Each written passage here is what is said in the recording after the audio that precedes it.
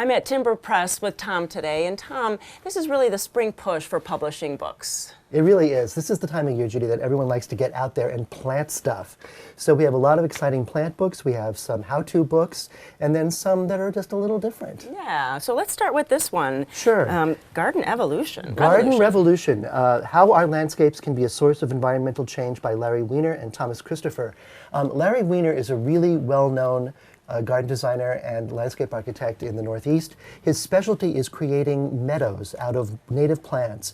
And what he does in this book is show you how ecological processes can be harnessed to create your landscape so that you don't have to fight weeds, so that the plants themselves are self-sustaining and self-perpetuating, and you wind up with these amazing tapestries of plants that are behaving the way they would in a natural situation. But it's a cultivated, planted landscape.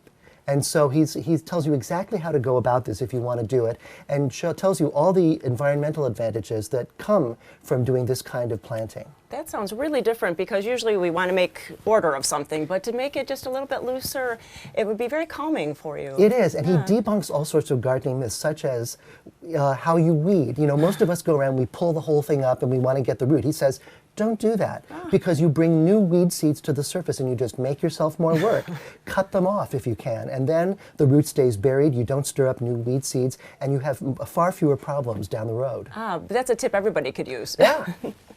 And aromatherapy gardening, that is really, really something nice for our soul. So many people are into aromatherapy these days, and this tells you how to grow all the plants that have these wonderful scents that can calm your mood, or get you energized, or whatever it is you're looking for. And it's interesting, it's not just the plants we think of as being fragrant, like gardenias and lily of the valley and lilacs. There are interesting things as well, like balsam fir and yarrow, and things with pungent smells that we don't always associate with a fragrant garden. And there's great information on how to grow them, how to use them, what effects they have, how to make potpourri and teas and other kinds of herbal preparations, interspersed with all sorts of helpful growing advice and just observations on how aroma can make us happier and more serene. We all need that, don't we? Yeah, you sure do. Take that stress out of our lives.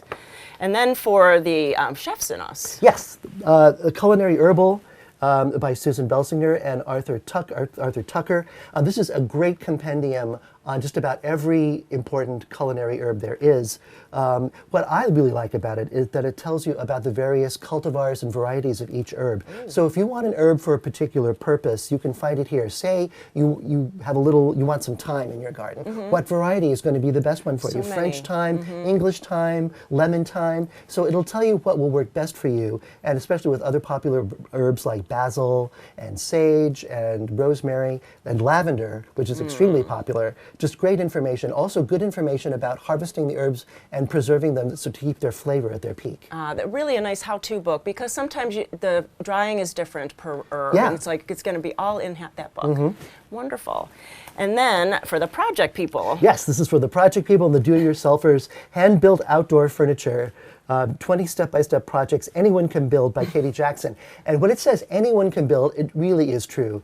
The step-by-step photographs show you exactly how to measure, how to cut, how to nail it. I mean, I could do this, and I'm terrible with tools.